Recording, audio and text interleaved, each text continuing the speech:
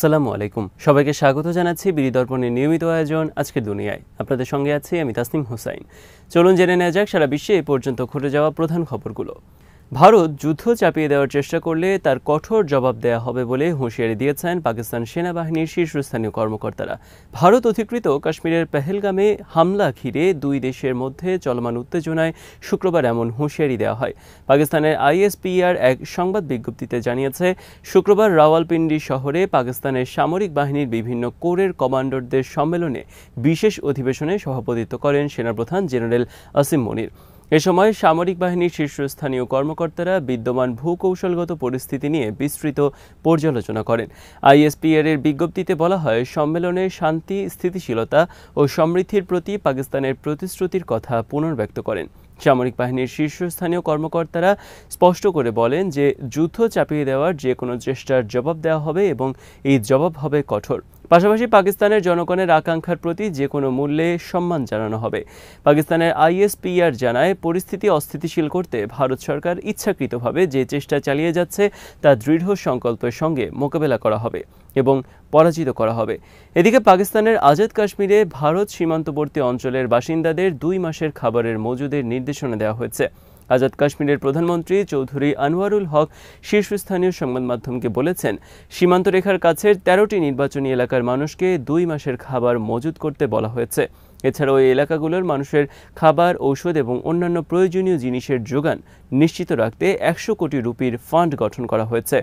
এছাড়া পেহেলগামে হামলায় সৃষ্ট উত্তেজনার জেরে যে কোনো সময় সামরিক হামলা করতে পারে ভারতীয় সেনাবাহিনী, এমন আশঙ্কায় 10 দিনের জন্য বন্ধ করা হয়েছে আজাদ কাশ্মীরের সব মাদ্রাসা।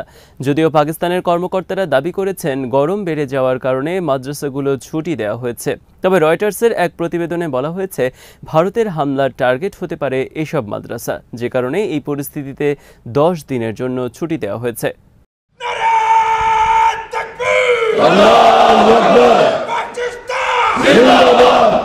পাকিস্তানের সিন্ধু নদের পানি প্রবাহ বন্ধ করতে ভারত যদি তার সীমানায় এই নদের উপর বাঁধ বা এই জাতীয় কোনো স্থাপনা নির্মাণের উদ্যোগ নেয়, তাহলে সামরিক হামলা চালাবে পাকিস্তান।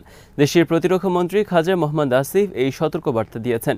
জিও নিউজের নয় পাকিস্তান টেলিভিশন প্রোগ্রামে অতিথি হিসেবে উপস্থিত ছিলেন আসিফ। সেখানে দেওয়া এক সাক্ষাৎকারে তিনি বলেন, শুধু বন্দুকের গুলি বা কামানের গোলা ছুড়লেই আগ্রাসন হয় না, বহুভাবে আগ্রাসন চালানো যায়। যেমন সিন্ধু নদের পানি প্রবাহ বন্ধ করে দেওয়া বা পানি প্রবাহকে ভিন্ন পথে চালিত করাও এক প্রকার আগ্রাসন, কারণ এর ফলে ক্ষুধা ও তৃষ্ণার কারণে মৃত্যু হবে লাখ লাখ মানুষের। তিনি বলেন, সিন্ধু নদের পানি প্রবাহ আটকাতে যদি নয়াদিল্লি বাঁধ বা এই জাতীয় স্থাপনা নির্মাণ শুরু করে, সেক্ষেত্রে নিশ্চিতভাবে আমরা আঘাত করব এবং সেই স্থাপনা ধ্বংস করব। তবে আপাতত আমরা আন্তর্জাতিক বিভিন্ন ফোরামে বিষয়টি নিয়ে আলোচনা করছি এবং নিবিড়ভাবে পরিস্থিতি পর্যবেক্ষণ করছে। কাশ্মীরের পেহেলগামে বন্দুকধারীদের হামলার কেন্দ্র করে গত 11 দিন ধরে তীব্র উত্তেজনা শুরু হয়েছে দক্ষিণ এশিয়ার 2 চিরবৈরী প্রতিবেশী দেশ ভারত ও পাকিস্তানের মধ্যে। গত মঙ্গলবার ভারতের শীর্ষ সেনা ও নিরাপত্তা কর্মকর্তাদের সঙ্গে বৈঠক করেছেন মোদি। সেই বৈঠকে ভারতীয় প্রতিরক্ষা বাহিনীকে পাকিস্তান হামলার জন্য সবুজ সংকেত তিনি দিয়েছেন বলে জানা গেছে। ভারতীয় সেনাবাহিনী এখনও কোনো সামরিক পদক্ষেপ নেয়নি, তবে খাজা আসিফ মনে করেন এখনও 2 দেশের মধ্যে যুদ্ধ শুরু হওয়ার আশঙ্কা রয়েছে। তিনি বলেছেন, যুদ্ধের হুমকি আমরা এড়িয়ে যেতে পেরেছি, এখনও এমনটা ভাবার সময় আসেনি। গত 17 এপ্রিল গাজায় যুদ্ধবিরতি নিয়ে একটি স্পষ্ট ও দায়িত্বশীল প্রস্তাব দিয়েছিল হামাস, কিন্তু ইসরায়েলি সরকার সেটি প্রত্যাখ্যান করেছে বলে জানিয়েছে প্রতিরোধ সংগঠনটির কর্মকর্তা আব্দুল রহমান শাদিদ। প্রস্তাবিত ওই চুক্তিতে ছিল গাজায় আগ্রাসনের বিরুদ্ধে স্থায়ী যুদ্ধবিরতির প্রস্তাব, সেই সাথে আরও ছিল গাজা থেকে দখলদার সেনাদের প্রত্যাহার, গাজার উপর অবরোধ প্রত্যাহার, গাজায় ত্রাণ প্রবেশ ও পুনর্গঠন কার্যক্রম শুরুর প্রস্তাব।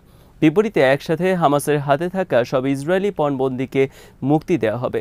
হামাসের প্রস্তাবে বলা হয়েছে, 5 বছর মেয়াদী যুদ্ধবিরতির বিষয়ে আঞ্চলিক ও আন্তর্জাতিক পক্ষগুলোর গ্যারান্টর হবে এবং গাজা উপত্যকা পরিচালনার জন্য একটি স্বাধীন কমিটি গঠন করা হবে। আব্দুল রহমান শাদিদ আরও বলেন, গাজা পরিচালনার জন্য যে কমিটি গঠন করা হবে তাতে থাকবেন দক্ষ টেকনোক্র্যাটরা, যারা পূর্ণ ক্ষমতা নিয়ে কাজ করবেন।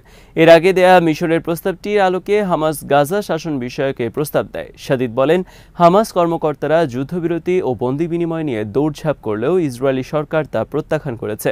তিনি অভিযোগ করেন, ইসরায়েলি সরকার যুদ্ধ বন্ধ করার বদলে ফিলিস্তিনিদের হত্যা ও ক্ষুধায় মারার পরিকল্পনা করছে। একই সাথে তারা ইসরায়েলি বন্দীদের জীবনও হুমকির মুখে ফেলেছে। এই হামাস নেতা বলেন, বেনিয়ামিন নেতানিয়াহুর কাছে তার সেনাদের জীবনের কোনো মূল্য নেই, এমনকি পণবন্দীদের জীবনেরও কোনো মূল্য নেই। তিনি তার রাজনৈতিক এজেন্ডা নিয়ে অগ্রসর হচ্ছেন।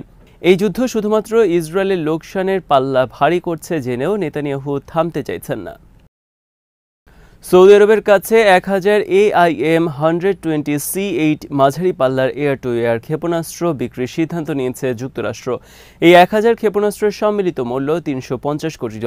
শুক্রবার যুক্তরাষ্ট্রের পররাষ্ট্র মন্ত্রণালয় এই সংক্রান্ত একটি প্রস্তাবে অনুমোদন দিয়েছে।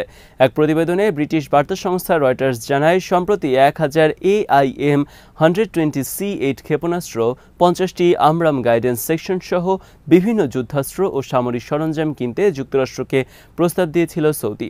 তাছাড়া চলতি মে মাসে সৌদি আরবের সফরে যাচ্ছেন প্রেসিডেন্ট ট্রাম্প। সেই সফরে সৌদির কাছে $10,000 কোটি সমপরিমাণ অস্ত্র, বিস্ফোরক ও সামরিক সরঞ্জাম ক্রয় সংক্রান্ত একটি চুক্তি রিয়াদের সঙ্গে স্বাক্ষরিত হবে বলে আশা করছে ওয়াশিংটন। পররাষ্ট্র মন্ত্রণালয় ক্ষেপণাস্ত্র বিক্রির অনুমোদন দিয়েছে বলে ধারণা করছেন আন্তর্জাতিক রাজনৈতিক বিশ্লেষকরা। পররাষ্ট্র মন্ত্রণালয়ের তরফ থেকে ইতিমধ্যে দেশটির আইনসভা কংগ্রেসকে এই বিষয়ে অবহিত করা হয়েছে। আগামী 13 থেকে 16 মে সৌদি আরব, কাতার ও সংযুক্ত আরব আমিরাত সফর করবেন ডোনাল্ড ট্রাম্প। এর আগে সম্প্রতি প্রয়াত পোপ ফ্রান্সিসের অন্ত্যেষ্টিক্রিয়ায় অংশ নিতে ইতালির রাজধানী রোমে সংক্ষিপ্ত সফর করেন তিনি। সেটি ছিল দ্বিতীয় মেয়াদে ক্ষমতায় বসার পর মার্কিন প্রেসিডেন্টের প্রথম বিদেশ সফর। সৌদির ক্রাউন প্রিন্স ও প্রধানমন্ত্রী মোহাম্মদ বিন সালমানের সঙ্গে ডোনাল্ড ট্রাম্পের ঘনিষ্ঠ সম্পর্ক সর্বজনবিদিত। 2017 সালে যখন প্রথম মেয়াদে প্রেসিডেন্ট হয়েছিলেন ট্রাম্প, সেবার নিজের প্রথম বিদেশ সফরের জন্য সৌদিকে বেছে নিয়েছিলেন তিনি। মানবিক সহায়তা নিয়ে ফিলিস্তিনের গাজা অভিমুখে একটি জাহাজে ড্রোন দিয়ে বোমা হামলা চালানো হয়েছে। মাল্টা উপকূলে আন্তর্জাতিক সমুদ্র সীমায় এই হামলায় জাহাজটি বিকল হয়ে গেছে।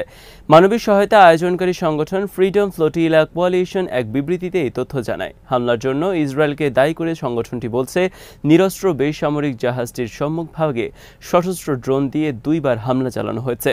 এতে জাহাজটিতে আগুন ধরে যায় এবং এর কাঠামোয় বড় ধরনের ফাটল দেখা দেয়।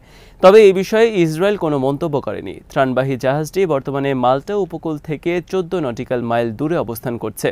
জাহাজে গাজাবাসীর জন্য মানবিক সহায়তার পাশাপাশি অধিকার কর্মীরা ছিলেন। তারা জানিয়েছেন, শুক্রবার ভোরে জাহাজের জেনারেটর লক্ষ্য করে হামলা চালানো হয়। এতে সেটি বিদ্যুৎহীন হয়ে পড়ে এবং ডুবে যাওয়ার ঝুঁকি তৈরি হয়। সামাজিক যোগাযোগ মাধ্যমে ফ্রিডম ফ্লোটিলা কোয়ালিশনের পোস্ট করা ছবি ও ভিডিওতে দেখা গেছে জাহাজের উপর আগুন জ্বলছে এবং বিস্ফোরণ ঘটছে।